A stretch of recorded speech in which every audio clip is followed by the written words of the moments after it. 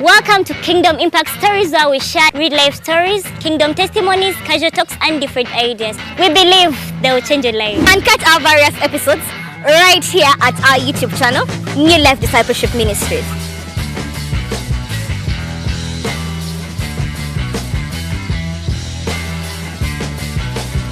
Feze yanukula byonna. Nze sagala atayinamu. I love you, but I will not show. I'm happy, but I will not show. What do you mean you don't want to create a stage? Then for example, we are in a talking stage, you know, Esther, you are the saint of your life. Who's supposed to be the saint of my life? By the end, the mentality young, I feel like if we are to take care of the home, I can help you take care of the home. As a man, I can pay the water bill, but when I want to paint my hair, as a man, give me money to paint my hair. I will pay the water bill, but give me money to me. I'm your wife. I'm your woman. Take care of me. And then the other question, me personally, I would not end up with a man who's not a minister. If you're not a minister at all, the fact that you are the leader of the home, of course, time is going to come and you tell me, Esther, this is what I want and what. If you are not a minister, to just hold up water because Sunday nja kujansibe wane today waka nyombe zaye tukole bichi oshitegera. We have to come to conclusion and be like, you know what, omuntu nga the minister chikuya ajja kitegeera nnyo kusinga atali. And for women it is very important because the man is the leader of the home. Ajja kugamba tagala kuddamu kula wangu ogenda. It's Christian dating. Don't sleep around banange. We don't sleep intentional. Be very intentional. Don't date to have fun.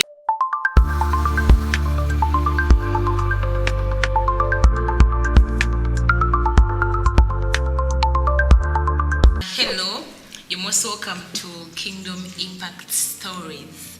It is always a beautiful moment having you on the show and knowing that you watch us and view these messages every single time.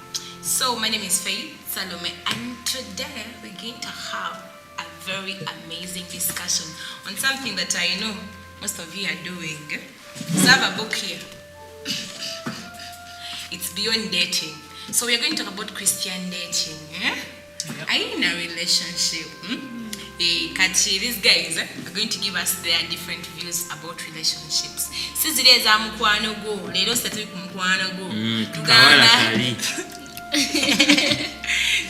I'm going to introduce myself and I'm going to let these guys also introduce themselves. My name is Faith Salome. I am a Musao and I also sell vanilla. Yes. So I'm going to start from the end. Yes. Okay guys. My name is Solomon Ranga and I'm happy to be part of this conversation. I think we're going to have a great experience and we're going to share. Personally, I'm interested in what I'm going to share, what I'm going to hear, because I think people have different views about this kind of thing and we're going to know what we need to know about dating and relationships. So thank you. I hope you have a great time with us. You're welcome with us. Thank you so much. Hello, my name is Esther Mugabo. You are most welcome to the Kingdom Impact Stories. I'm very happy to be part of this. We are going to talk about relationships. Let us find out what is Christian dating. What did you think about Christian dating? What is the actual aspect of Christian dating? Nice to have you. Okay. Hello, my name is Virunji Agnes. I'm a fashion designer. Happy to be here. Thank you so much. Yes, my name is Agnes Nakaziwe. I'm an accountant by profession. Yes, I'm happy to be here. Thank you very much. Ron Woods are the names. I'm a source personnel. Nice to be with you guys. Thank you so much. Banange kati bani abali dating ngana naye dating kutali kulimba ate. Ebyo raisi tubanga nabyo. So there is either morning wadekawanga nga you feel like the public in kale abantu abakule tebategeera kintu kya musaize si tebakitegera balemererwa ddala okitegeera kale nga tebategeera bulungi. So and because somehow tulowooza tebatutegeera abaana bangi bakoze nnyo ensobi nga balowooza oba is dating a sin oba is having someone who's asking you out on a date, is it a sin? So I want everyone to give me their perspective. What is Christian dating? I'm going to start with Ronnie, and then Aggie, and then Solo. Ronnie. Christian dating like church. Gwenga gochilabo otya mu kanisa. Nze nganze. Christian dating. Anyway, nafuna omukisa ngutwalanga mukisa nti sabeera nnyo mu bulamu bwansi nabeerayo okwo naye Mukama nanyamba nansikako mangu nga sinalaluka nnyo nali mayo nnyo naye nze nganze kyenyiza otegeera mu Christian dating kuba mu kusooka mu byonna ffe tulina polisi yaffe eri no sex before what? Before marriage. Kati ka Christian dating kaneeno engeri gye kajja ne katwekoonamu waliwo ebintu ebeera ddala ebirina okuba nga bitutangira obuteegattamu kati mu bumpimpi Christian dating ze kyenyiza osooka okyera kuba bwetunda obulamu buno obwensi twasinga dating bamanyi kwe ekitegeera kwebakaŋŋanako oluganda olutuufu naye okusinzira nti katufate Christian dating febyo tetugwirayo okujjako after marriage kati nza mu bumpimpi nti wanyinza osooka okirelatingamu. Yes, thank you so much. Okwebakaŋŋanako. So okay, once again my name is Solomon Gamba, I'm automotive engineer by profession. Ngenda so can defining what is dating, then we shall dive deep into what Christian dating is.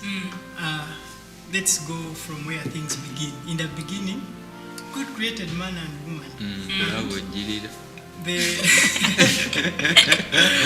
They are meant to be together at after a certain time when they grow up, so that they can bring up the next generation.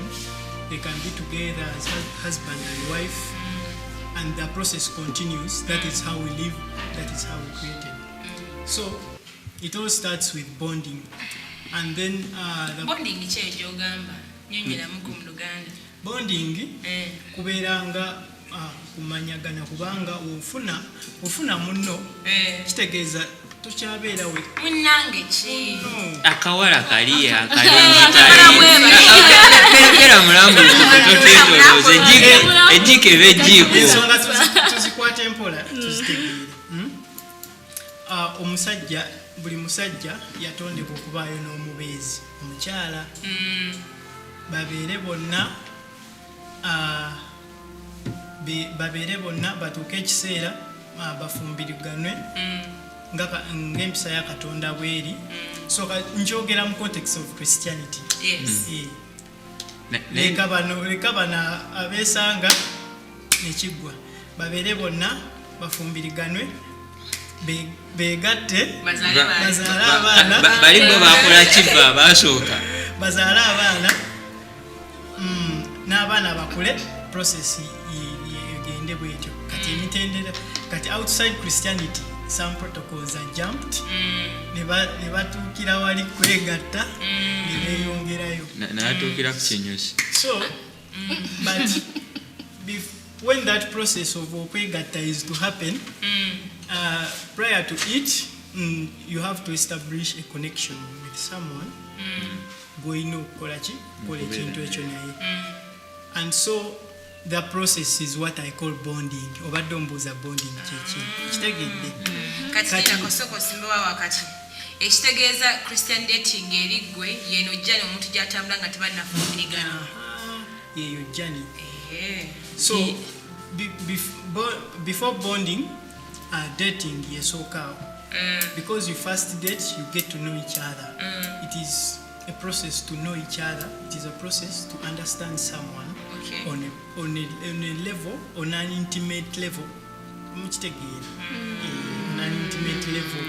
My personal person. Take it down. Okay, Aggie, Okay. What is Christian dating like to you? Christian dating, nga lwe newakyogedde nti wane waffe no sex before marriage, kyentegeera ku dating kwe kulaba omuntu muli anti it's two people dating.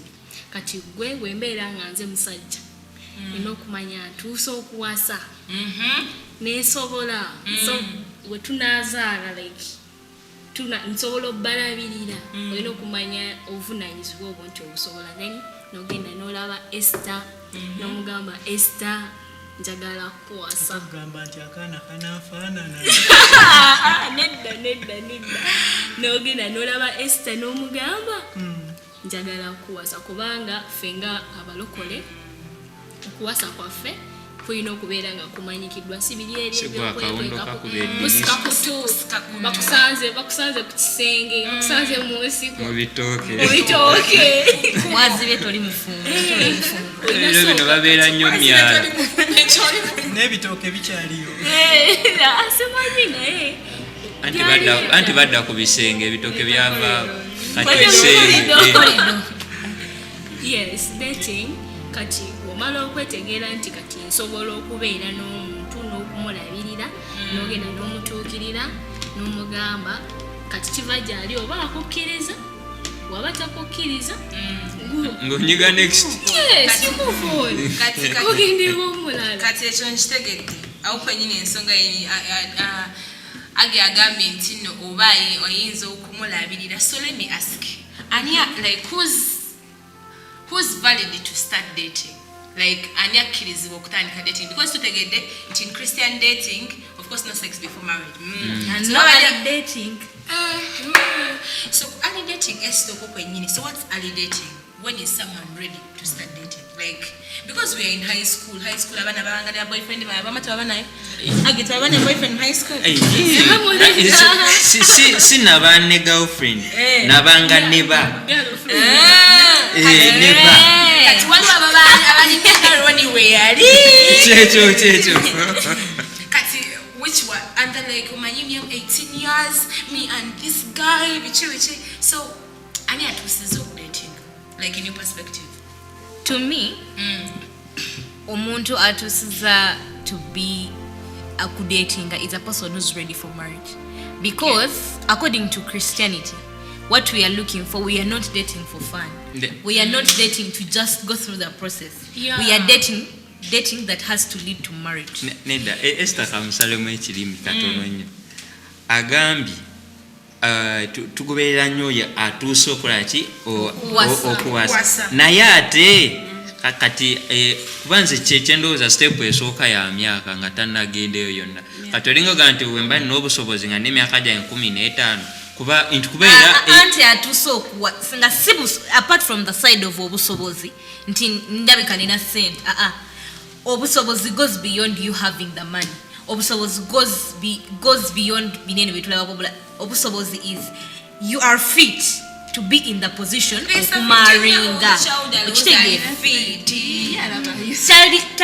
tali ali fit simanyi ngeze bagama but that person is not ready for marriage. How are we ready for marriage? First of all, I feel like first of all oyina okubanga omaze okusoma or you are still at campus like third year, second year, like that. You are getting ready for marriage. But you cannot tell me you've been dating since What if 15. someone is not schooling and they feel they're ready for marriage? By the way, it depends on different circumstances. don't be schooling. Because if you think about it, people that have completed school and people that are outside school, the people that are outside school are more bound to getting married earlier than the ones that are in school. Yeah. So, I don't know. You must be fitting to get married for you to start dating. Ngere yakagenda banyumizanga wakati nange mpulidde biwulire nti nazzi kuno kyekitegeezedde nnyo nti nazzi kuno ng'omwana ow'obulenzi waweza emyaka 15 weyaba mukulu taata aba alabanga akompitinga naye mu nnyumba nga bamufunirayo akasiisira ekibanja gye kikoma nga at least kyakomawo kulya kyaggulu. So by the way, n'ensonga nkulu nnyo because nti eyo background y'Abafirika ereetedde n'abaana okugenda mu masomero ne batandika dating at 15 years. Agi, who's fit to start dating? I think someone who's fit to start dating, they have to be emotionally set. You first set your mind that I'm entering this thing, I'm ready for it. I'm ready to commit.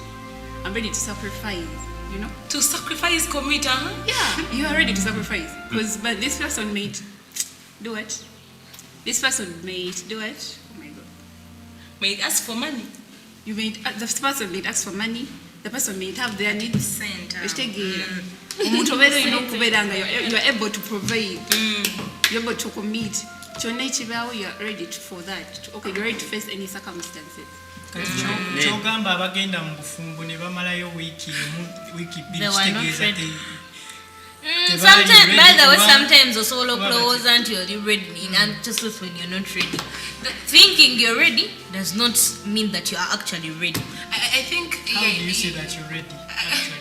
I think from even what Ronnie has said, because and what Agi has also said, I think it's you're right, it is in two perspectives. It's both age and where you are. Because some people are in school, others are not in school. And to the men, also are you emotionally ready? Like, where are you going? Because we're not dating for fun. We're not dating to have to post a tall man on status. Instagram pictures.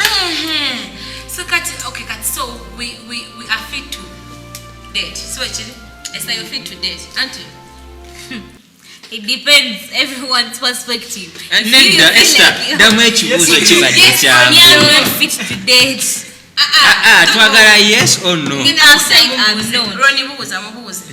Esther essaawa zino gwe nga bw'oli bwe bweraba ne weetunulamu ne ku myaka gy'olina ne gy'oyita n'abakuwaana n'abakola ki byonna n'abakoleza bu message sinnamalayo n'abakuwa kasente n'obusobozi nawe bwolaba bw'olimu kuba naye nawe okiraba okoze ki si nti okulidde okuze ekinanababa kati ekibuuzo ne kigamba ndooza tebakispecifyinze bulungi ekibuuzo ne kigamba esaa zino watuusa odatinga neŋŋamba nti nedda.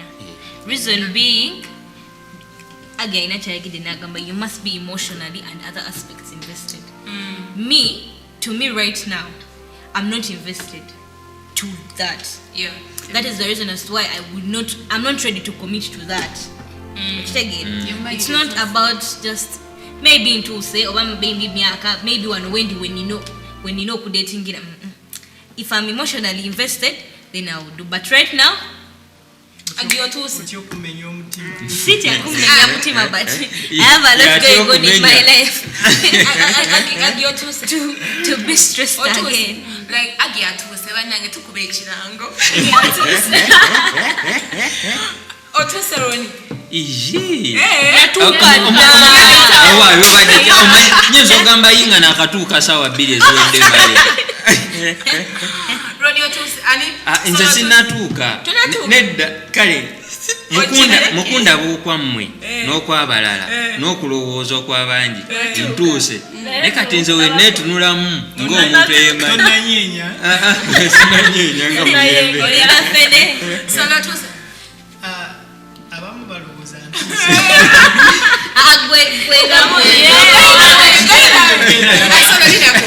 Before you're going to answer that, baby, let me ask this if I forget. Like, guys, how do you, because to the what to say, how do you hold the pressure of people thinking and you were like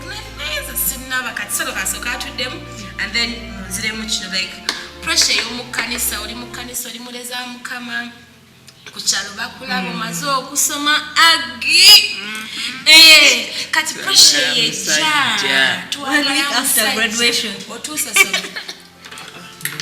kati umazemu amaanyi akatugwa minyoma yagambye abula kati si gutodo kati. So how are you handling the pressure because ogambye wala balowooza nti otuuse? By the way, about that, nze nina formula yange oba ekintu kyentambulirako about that nti people are always going to come up and they will remind you because osemberedde oba you are in the age bracket where they expect you. N'abalala they can remind you not to show you that you're ready, but to remind you that you have to think about that at that particular time. So omuntu nga gwe olina okubeera ne limit n'ogamba come what may. okkirizibwa okungamba naye tokkirizibwa kunsalirawo. Ku myaka bwe giti abantu abasetinga goals bwe zityo n'agamba nti ku myaka bwe giti njagala mbeere nga kwentandikira oba either kwenkolera dating by this age njagala mbeere nga mpasa at this age. Otandika okweteekako you know how to handle the pressure. Omuntu ne wajja n'akuteekako pressure nga gwe, it is not going to torment you psychologically. Pose a question for Solomon Yes. on that part. That part of setting an age, you're like, by 25 I must be married, works only for men. For the women, the same way. Reason being, a woman, you are pursued. You're not the one to pursue. Time yange wenatuka je nagamba nti 25 wenatukanga, the person that I actually want, the person I've prayed for, is not the person actually in my life. That pressure, if you're not very sober, that pressure is cause the sense of you might end up with a person that you're not supposed to end up with just because pressure weighty. That works mainly for men. You're like, if I get to this point, because men take who they want, but women take who comes to them. So about that, you have to be careful because in the 20s, there comes you in your pride. Many men come for you and they check on you. Many men is so coordinated. Many men argue. Like people are coming to you, they're asking you, which, and now somehow we are also expecting you. In our heads, every Sunday comes, we think they're going to langer you. But like, next Sunday again. Yes, so how are you handling the pressure of someone? Like, so how are you handling the pressure of like people coming to you, but you've not committed yet, or people's expectations?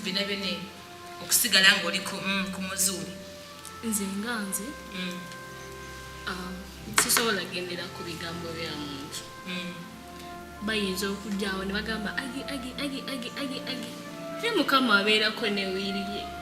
Ayinza okuba gwe yakutegekera nkyanga sikolwo ate noyagala opakuke.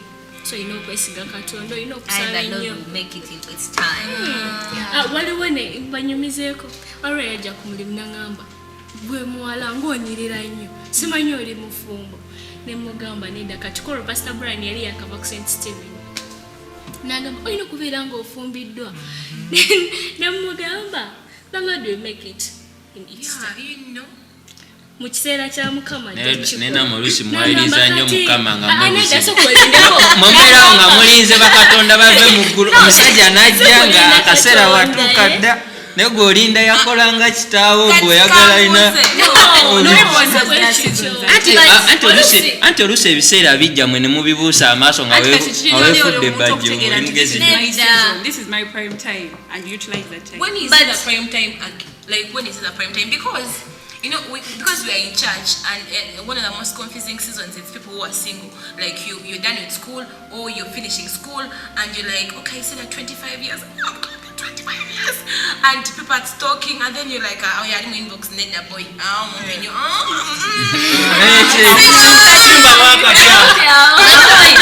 Now let me tell you that point. That point is Joko Mokula, Joko Matime of Genda Maso. Well, Boberanga, you are 20. Your list will have, I want a tall brown man who has money. Who has beards? Who has what one? Yes. Joko Mokula, your list will change. Who has a physique? Who is a good physique? Your list will change. Joko Mokula, you now find priorities. Because as a person, of course, growth comes. Yeah. Kati omanyi chino, this Ekirevu nsobola kiyiira tusobola osigawo beard oil.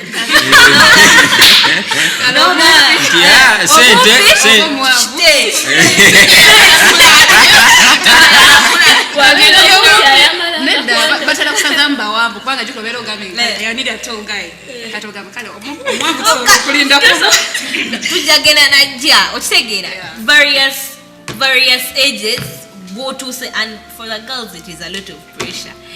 Can you say I want to go get out of kanisa? The family is like, where is the man? Funny enough, you've been in school and they've been telling you where wala abalenzi.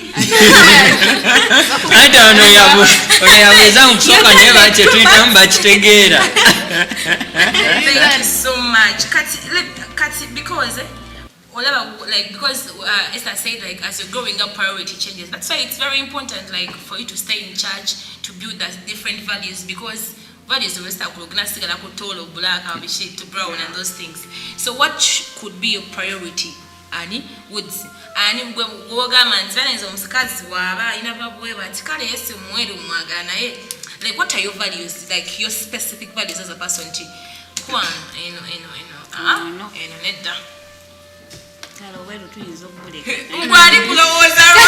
edda siri mu kulowooza naye ekyo kibuuzo kinene si kitono kuba kati obeeranga olinga nyingiridde mu bulamu bwange kati Haroni tukuleetedde awo abawala baabo tukututte mu katale londako omuyembe gw'oyagala kati mwena mundabe nga nonda ate nga n'agambye sinnatuuka naye kale kati nze okusinziira nze ku nze ekisooka mu byonna nze omuwala abeera nga mulokole si bano bambugumiziddwako nga mulokole ebyaddala nze ng'omuntu abalala simanyi then ekirala ekyo namwe mukimanyi feeza yanukula byonna nze saagala atayinaamu oba toyinaamu nedda kale waliwo abapromisinga naye waliwo abamu manyi basireeyo abaneeno bankera ku makya nebase takola obitegeeraye nze buli kimu aninaga abaneenina Roni aledda bannayo Roni nakuka okitegeera era abo kasita nkulaba era nga mbalabyeko kati ninako mwala omugwe nayinako naye oli yanyumira naye nga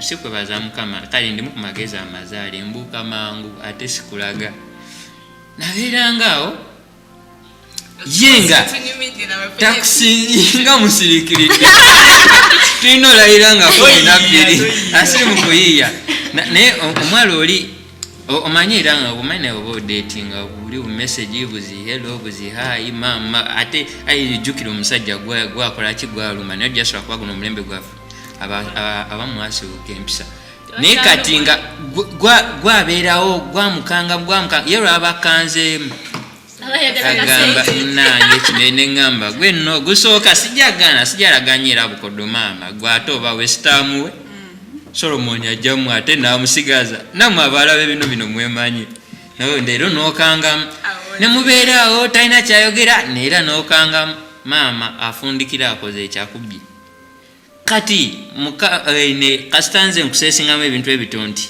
kati gweoyagala kuteekamu kuba ekintu kya dating kintu kinene nnyo kinene nnyo olina oteekamu naye negooteekamu naye beera mukono ku magezi kale oba tosaateekamu nekuboneka message konna akazaamu ku muntu kumanyi okitegeera kati nze omwala kigoyagala kati nedda oba tosobola teekamu ssente ne message ereme waliwo bisenje ntola ku TikTok oli asindikira bawe message osidi unakulamba kale oba tosobola typinga wena na recording aka voice note nga katwala like ate you wanted a hard working woman I'm busy agambye the woman is not working and the woman is not investing money and is also not investing emotions. Kati nze omukyala ngoyo awo naawe nze nange mbambule ready flag yiniye bwekubi so it has to be at all webale nnyo 50-50 oba tosobola kyakasawo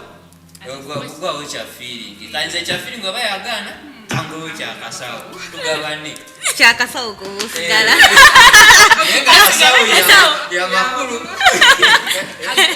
What are your values like? What are your values as a person? Oga mkwano, if someone is like this, bino tubitesaako kati nga lwena agambye ekyobulokole ekyo mkwano we don't kutesa.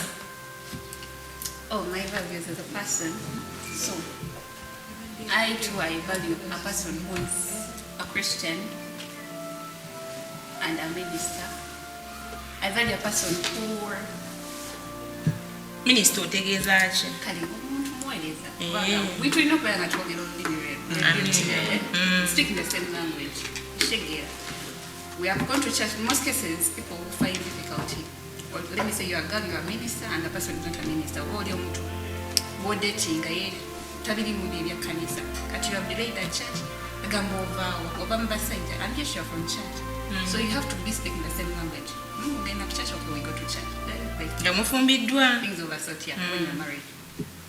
Yeah, so the person has to be a born again. Ng'atya Katonda. The second thing. Nga mumpi nga muwanvu. Batujidde naawe. Oba muzungu. Nga muzungu oba. Soka nali njagala Mr. Teyagambye mukulabe kyokka. Eky'omusungu ekyo. Ojabaza ekiseera ogakale ne bafunayo ekyenka. Naye nga wali ku 23. Ojja kwa kopiyo ng'ate mugambwe. Bannange ajja yena kala. Yeah, kala. Naye kati njagala Opiyo. Ba black. Muzungu yamuvaako. That's amazing. So red flag, aba simu local red flag. Aba simu is a red flag. You may not be necessarily okay. I'm what? The muweereza naye nga wali mulokole. And you understand the Bible together. Yeah. It's amazing. Agi, what are your values as a person? Ekisooka mulokole. Ne church kimataringa. Wasabira wa bannange. Ng'amanya ebyobuweereza. Kubanga ndi muweereza. Sikugaana. Okitegeera ayinza okugamba nnyo ab'ekiro ogenda wa ayinza okuba ogenda ssera ate wagamba. That's beautiful. Nga mu Christian dating entuufu. Bane tugende oli mulokole. Techandi okay since tekyandibadde kirungi si kituufu kudatinga muntu atali mulokole. It's not right. Ate n'omuntu atakuŋŋaana kati bannaye njagala red flag 5 ozogera mangu before nina ekibuzo kye njagala obuuzaawo nga tubigumbye mu mayeeza kisembayo naye before we go to that one red flags 5 ez'omuntu njagala Esther mpe ne Solo ne Roni nange ngenda kubawa. Agi, what are Esther 5 red flags that you see when you're in a relationship, for example in a relationship and someone does this and you're like First of all, Me, I don't like a person who's not emotionally invested. What do you mean?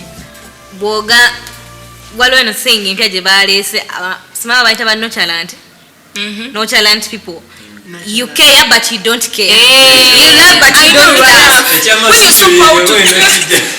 What do you mean? You love but you don't love. Do one of the two. Either love or leave. Yeah. Yes. Amazima, why wouldn't you show? But I love you but I will not show. I'm happy but I will not show. Oba batayagala creating a stage. What do you mean you don't want to create a stage? Then omuntu wobanga, for example, we are in a talking stage, you know, Esther, you are the saint of your life. Auntie Esther olaba. Who's supposed to be the saint of my life? I don't get it. What Esther, you overput your life at the center. This life that I'm living, I'm going to live it once. So I'm free to make each and every one the rest of the people the center of my life, except for me. You people. The other thing, your anger management issues. If we get a problem, engage your reacting whether this thing will work out or it will not work out. Because I told you I like a person who is emotionally invested, you have to control your emotions. bw'obanga bw'onyiiga ne nkulaba ngo ebintu essaawa yonna bwekufumbirwa onkuba empi banakukola mu ate ng'akimanyi ennyo tujja kuba tusanyuka busanyusa kati I'm about to be beaten anytime. I don't know, naye nina mukwano gwange baamukuba the first time nafuna bruises nga z'amaanyi nagenda ne mudwaliro bwe yavaayo omusajja namugulira GLE kati ffe abayagala obubi ku musajja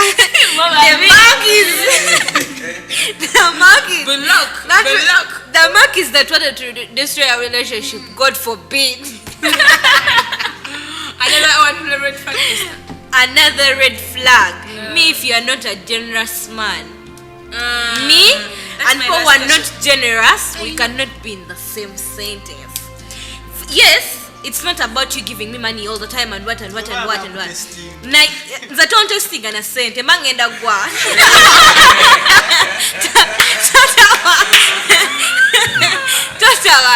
Yes, I'm working. I have my money. I can change agala nsobola okyetuusaako. Maybe not in the exact time when kyagalira, but later on nja kyetuusaako. But as a man, it is your responsibility to provide for me as a man. You are supposed to provide.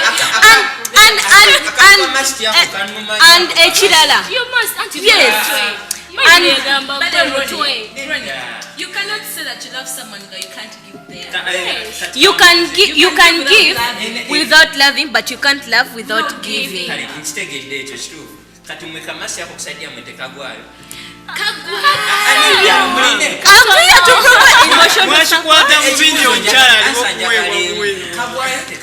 Tekagwayo mukamasi.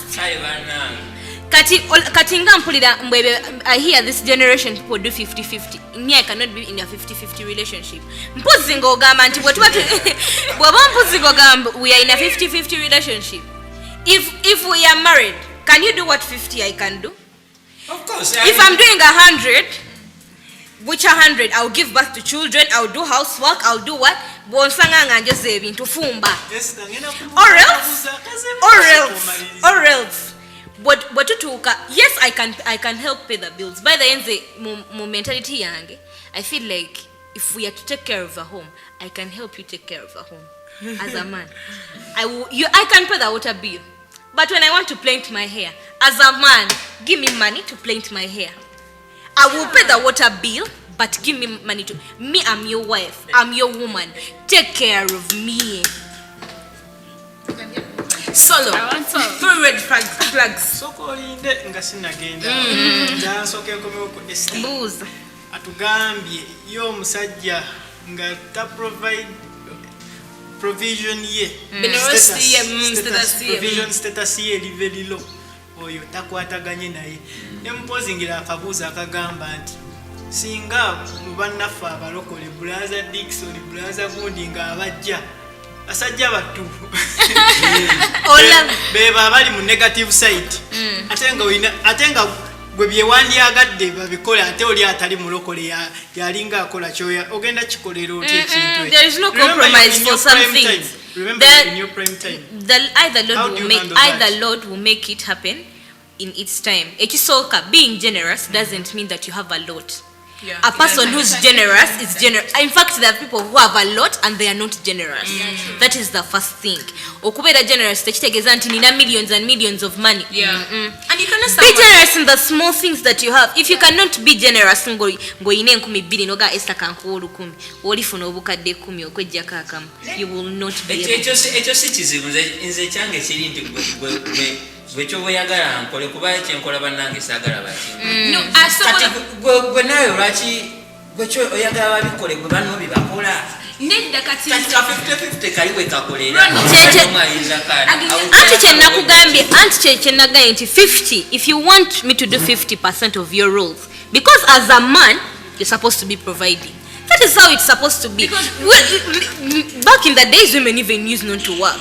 Just like one women emancipation.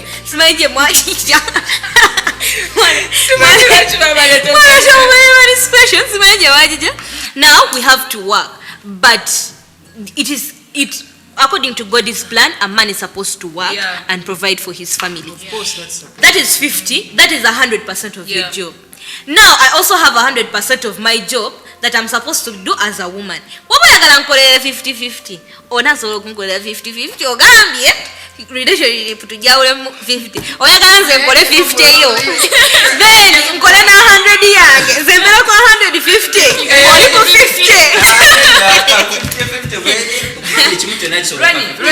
Ready. 3 red flags.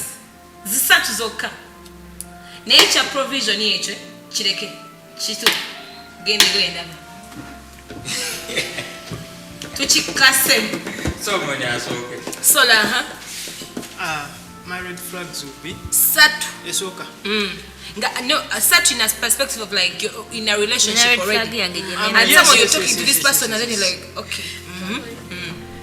Omuntu atali fully opened up, someone who is not clear. Fully open up. In a way that Omuntu omulimba osobola omanya omuntu naye nga weebuuza gundi ono aliki nga tomanya budde bwe there are certain people who are not clear. Nakulagako some small part of They tell you they're not online and then you see a status at 12. No, we love surprise. Yeah. Someone ayogera kino but some other time olaba kino kye happening in their life. Oyo omuntu oyo he makes me pose a question engamba, can I continue with such a person? That's the main reason I'm actually not dating right now. Why? Because you're not clear? Those people that are not clear, bichi, I find a message. You are telling me you are not online, bichi, I don't have time for drama now. I'll come for the drama later. Someone, njagala nnyo someone who is open to you. Someone who can be frank to you. Nagamba njagala kino kyokoze kibi. Kino sikyagala. Sometimes you feel rebuked. A small extent nekikuyamba. Omuntu wabanga tasobola ku open. Someone asokulagako just good side naye natakulaga nsonga lwaki takola kintu kimu, but if someone opens up nagamba nanyize okubanga wakoze kino, but someone nakunyigira bunyigizi, you are in a relationship nakunyigira bunyigizi, nakulaga things are fine, but takulaga what are your mistakes, kikyo takola bulungi, okitegeera oyo aba red flag, era omulaba oyo manyas ayinza okupretendinga for short time omuyitewo, then ebintu nebituuka nebikaluba. I understand. Nebikaluba. Then nze ntya nnyo n'omuntu nga nalwoyo nnyo, oyo omuntu aba muzibu wa kwasisi. Oyo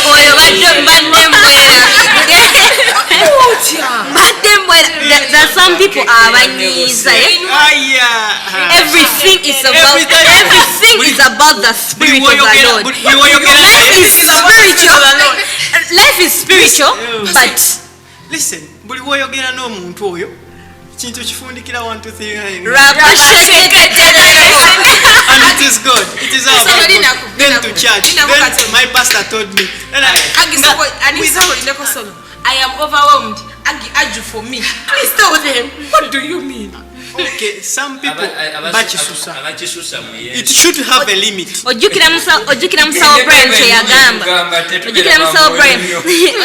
branch yagamba walo the time we mwali mugenzo wabali wagenze Kongo nagamba tayagala waneno bantu befulanga ba moyo nnyo. It is true. Sometimes woberanga wefula nti oli wa moyo, you make the people around you uncomfortable. Yeah, true. Yes, we are Christians and we are living a Christian life. Yeah. But tochisusa. There is a time for everything. There is a time for every. We have to. This is when you are in a relationship. You are not on a gunpoint. You don't have to pretend. Later on, funny enough, you're on a date and then it's like I have as a Google Meet so Twitter. Like it's like how are you? Ochimanyi fei nti omuntu oyo aba muzibu wategeera who they are. Yeah, somehow they cover. Yeah. Aba muzibu nnyo wa kutegeera. Na buli kimu wabaawo margin ya personality Yeah, yeah, wadda yeah. personal senses Yeah. And the fact that you people are going to end and spend the rest of your life together, loosen up. This life that you're Enjoy. living, life is already hard for you to be I know. stiff all the time. People are so serious. By the way, do you know why? Tobuteekako maanyi. Do you know why? Obulamu tobuteekako maanyi. Obulamu bute. Loosen up. I think Get. there should You be even some enjoy that sensitization. life. What you think? Oh, Just for a while. you're better in marriage as if you're bound to do something. It is not about protocol. Era waliwo omuntu eyalaga mbu oba yali bangamba mbu Esther genda owuliriza bye bagamba mbu ogenda like at my workplace most of the people are married. Kati bayinza okungamba jangu tukugambe ebikota ku bufumbo biki kati ne bagamba but marriages work differently. What is working for faith is not what is working for ugly. It's not what is working. It's about you people having an understanding. Yeah. Kitegeera nti I'm going to understand my Again, person. the newtons of marriage cancer. By the way, okimanyi nti waliwo kye bayita dating esteem. Some balokole tebakiina.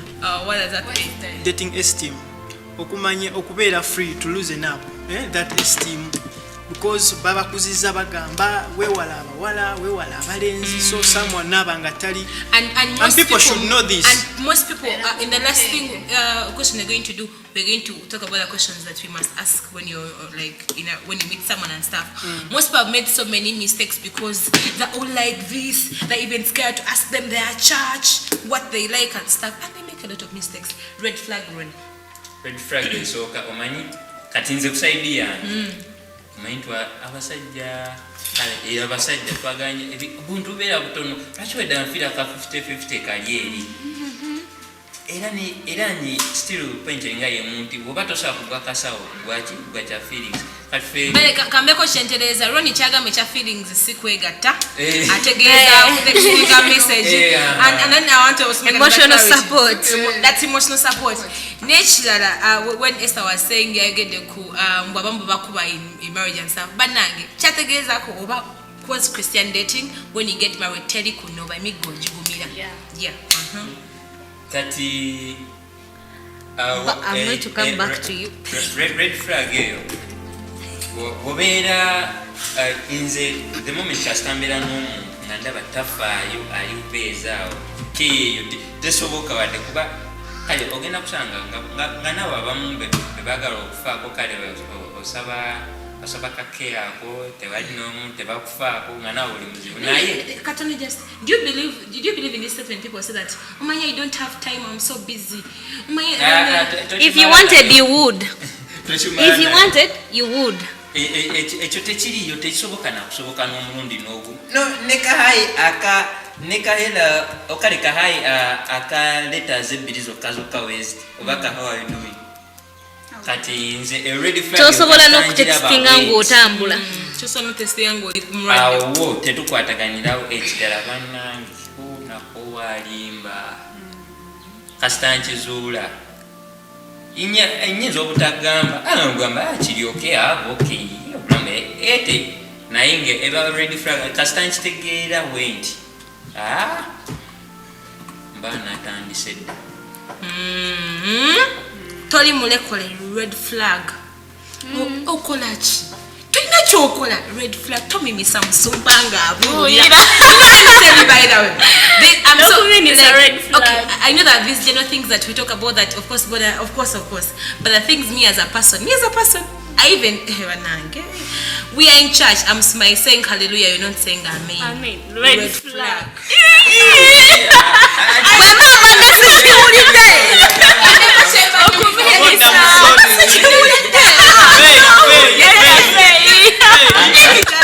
Let me just musajja watubana when they had come to say thank you and stuff, then they tell singles to go at the front. So we all go and stuff and we stand in front. There's this tall guy who was in the congregation who was new. And he was a certain and stuff, and then I was in church and we were looking. Asked them audience.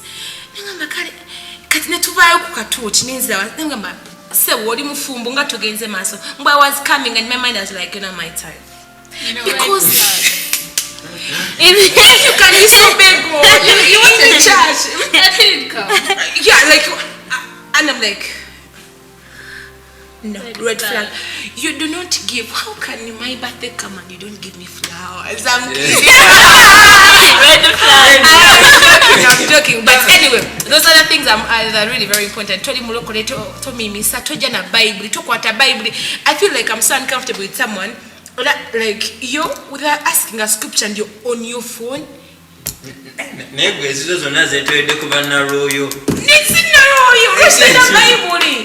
It's ready flag. You don't even, how can you say you like me and you don't have a Bible? One man, Naroyo, sitting Naroyo. Nina kabuzo. Sometime when conversations become monotonous, meaning buli kaseera okimanyi agenda zo kukangambe, hi, how are you, how did you eat, okay, good, Praise God. did you eat, sure you ate, Please, eat for me. if you don't want to eat, it's okay, tomorrow try. So conversation nefuuka monotonous. Sometimes it becomes boring. Yeah. Relationship egwa.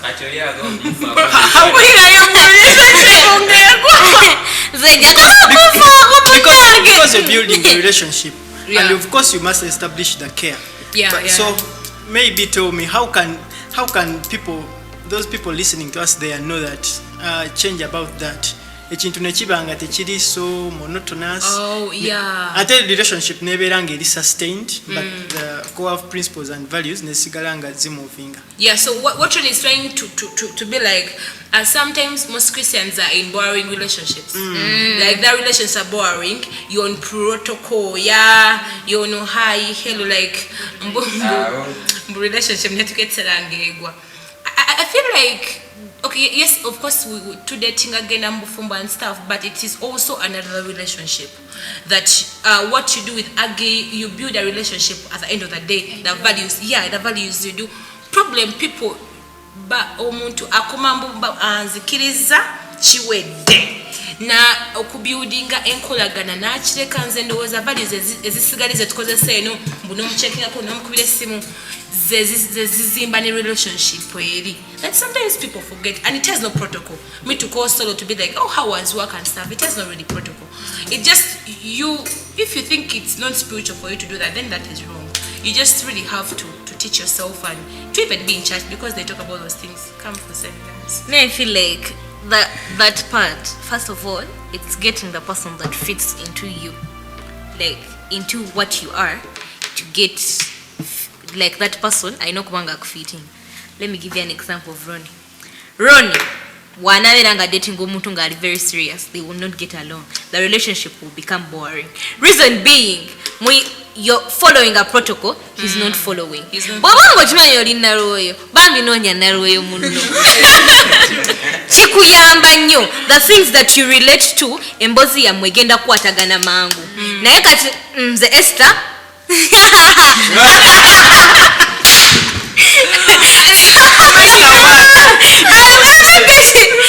I cannot nenda lawyer tetujja kwatagana wabanga oli very serious with life akuzukusa ogenda kuzukusa kiro ku musanvu onga nzukuka tusabe ngambe kale nzukuka zirewo nebako onyige tutandikirawo kitegeera.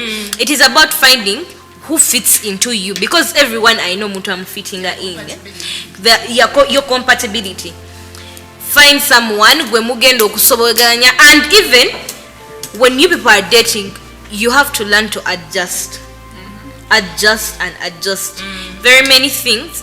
Yes, on ayinza okuba ayina kino kyatayagala and this one does it. We have very many things that we don't like about each other, but because if wemanga, of course change is not going to come once. Togena kunga kyobadde okola but sikyagala and then I'll change immediately. But try. You also invest. It's about being emotionally invested. Bwaba you're emotionally invested, bine ebintu ebyokuchanginga bikuwanguyira more than I love when I don't love.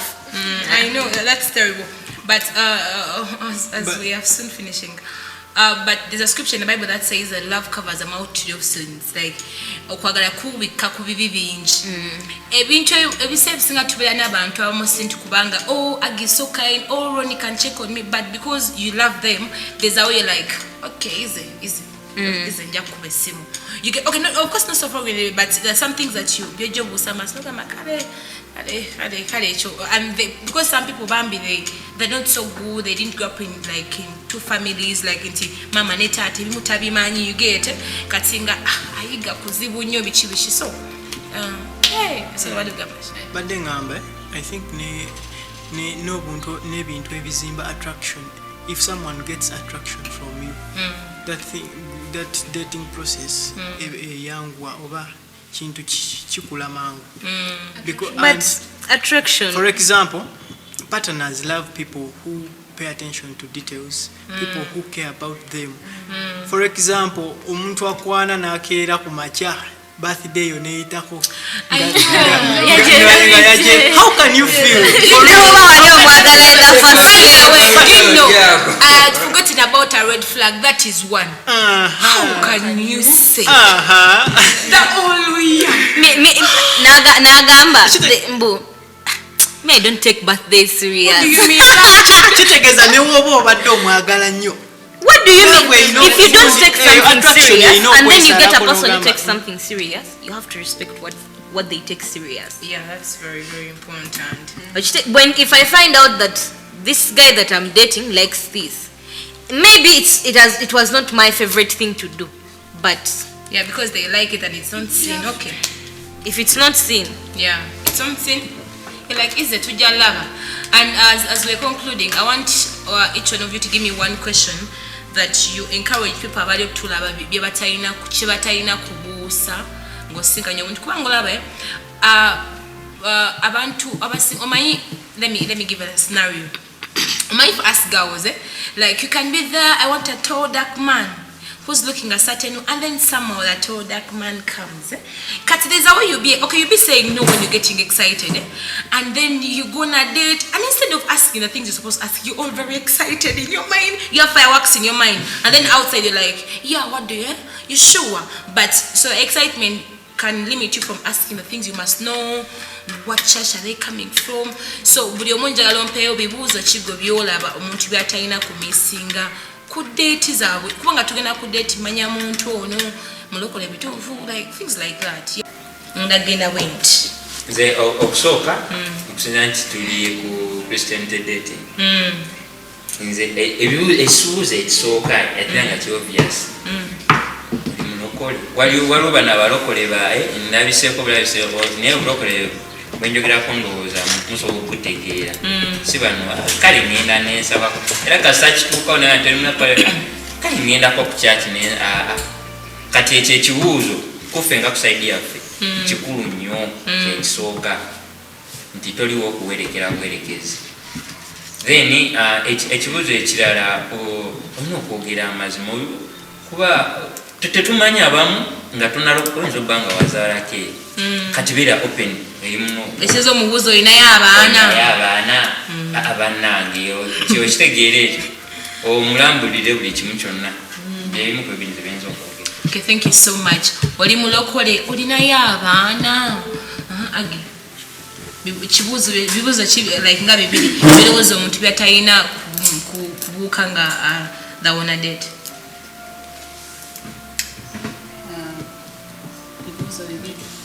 Okay, the first question was in regard to who are born again.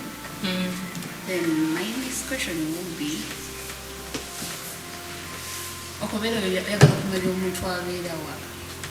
they from? Like from place where they're staying or from a tribe? Tribe can be, but okay, it depends on the family where from. The family Avao. Ooh, okay. So ovawa ayinza oyina abazadde oyinza oba toyina bazadde omanyi mamusima fata ogamba nti ensala y'omuntu enkola y'omuntu ekwensanyirira oyinza oba oli ku muntu atalina bazadde nga alina ennaku nnyingi kati ebintu ebimu obiraba wetegekera. Yes, thank you. Agia biri babyogedde kati kanjogere kye batanayogera okola mulimu ki. Importantly. Very.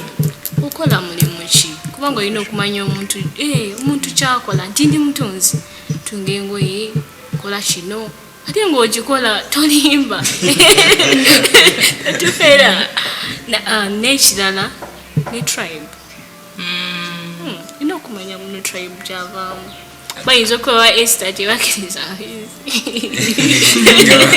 ngatefe tuta walina okumanya nga temuli bakapata. That's very, very important. Esther, 2 questions. Which trauma haven't you healed from? Eh? Born again, because first of all, me, I will not ask you born again because you are not born again. How did we get to this conversation?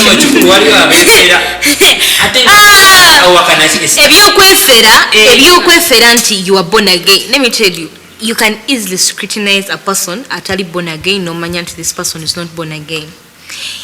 Me, if I talk to you, Ronnie, for 5 minutes are enough for me to know this guy and him. We cannot be in the same sentence.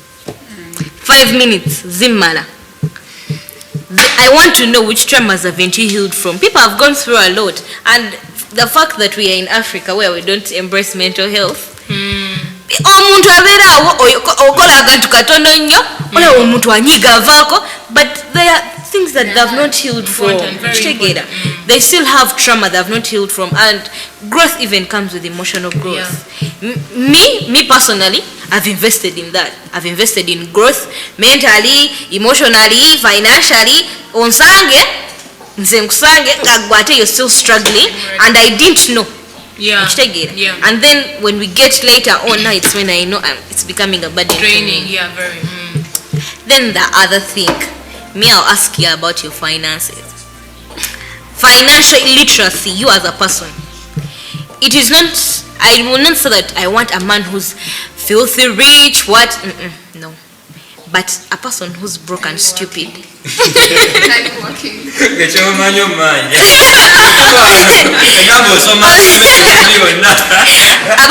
broke and stupid agenda kumenya oberako n'omuntu nga mwavu but nga he's promising that omulaba nti he's working ahead to something. Omanya one day one time life will change. We shall have something ongoing. Naye nga mwavu nga musimu aba agenda kumenya. He's the leader. Broke and stupid. And then the other question, me personally, I would not end up with a man who's not a minister. If you're not a minister, the fact that you are the leader of the home, of course, time is going to come and you tell me, Esther, this is what I want and what. If you are not a minister, to just hold up kwatagana because Sunday nja kujansibe waneno today waka nyombe zae tukole bichi oshegera. We have to come to conclusion and be like, you know what, omuntu nga the minister chikuya ajja kitegeera nnyo kusinga atali. And for women it is very important because the man is the lead of the home. Ajja kugamba tagala kuddamu kula wangu ogenda. But a woman, you can put in what you want.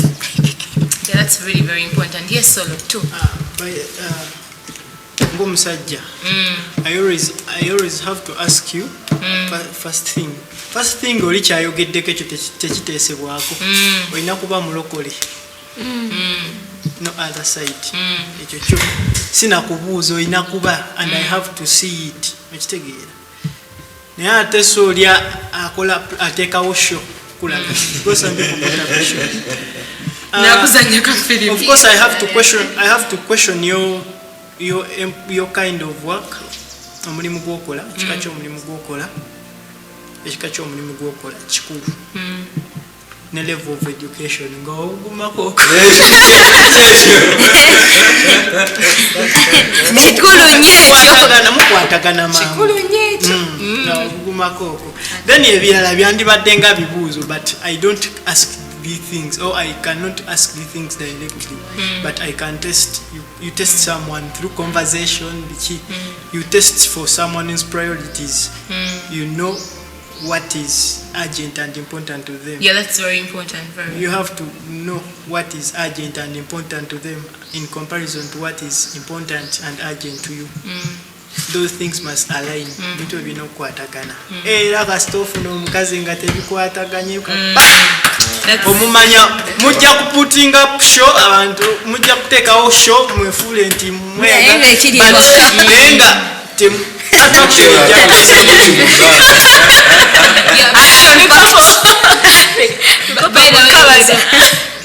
as a question is really very important to who's like atingecho iguni cha semyogama and what is important, what is priority and urgent echo sima fine chibuzo kya tugamba nti choino buuza yatugamba nti omuntu gosinkanya omubuuzanga nnyo abantu ababiri bota kwata ku like boga bagamba nze ne mama wange mukwano like why atojikwata ko it's important and then omuntu mubuuze ali namba chewaabwe first born, second born, is what first born guy so sing I never got a become a book with it. Ogambe, this guy, he got 2 million. First born. Mukwan, at times of Waku last born.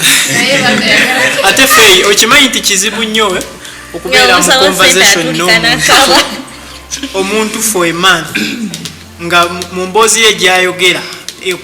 Kuyamba okumanya biki byalowooza maaso. Yeah. Biki byalowooza in a short period of time to come. Where do you see yourself 5 years? 5 years. Yeah, where But you cannot ask a partner where do you see yourself 5 years? You cannot. This is not ask me that. This is not a job interview. But you test someone through conversation. Where talk about it. But when you are married, it's not a job.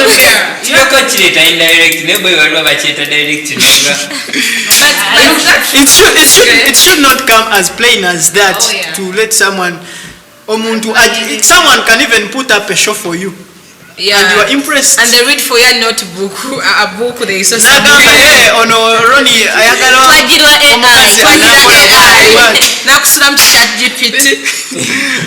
But anyway, thank you so much. Omani, binobi conversations tebigwayo. I know we shall continue this conversation. Before we end, I have my question. We very many times, because we are in church and what, very many times people tend to ignore the red flags. Yeah. It's not that we did not see them in the beginning. Yeah. We have seen them. What do you think causes the people to see them, leave them, and how can they overcome that? The fact that we are in church, you're going to get married and not come out. If you see these red flags, it's either you decide to go with the person, or decide to leave the person. Because if you go, you're either staying or staying. Yeah. So. This conversation is so long. We shall come back and talk about that in fact, like in specific, because sometimes here as Gunga is abagambi, red flag naba much toxic relationship. There's this slogan they even no preach, convert, marry, PCM. We preach, convert, marry, like you get. So we are going to come back and talk about that, and we are also going to talk about most people have made mistakes because they don't even have a community of people they're dating with. They do not have a role who will be like Mukwa and Wagenzo for dating. Like it's really very important. Be accountable. Yeah, these things are very important. Someone who walks this journey with you and you don't make foolish mistakes that most people do in church. So it has been a very amazing time having you, but please, it's beyond dating, it's Christian dating. Don't sleep around banange. We don't sleep around. Intentional. Be very intentional. Don't date to have fun. Don't date to have fun. Chigwela bali tugwera mbufumbo toli mu kinyimo. You date for status. Wakwizako abandi kwasiza My bakweka. boyfriend, you know my Oh my God. My man. My man. Better my man. My man came. Ronnie, by the way, my man came. I was going to ask anyway, let me leave that one for just next time. We love you so much. God bless you. It is Kingdom Impact Stories. Catch up next time. God bless you.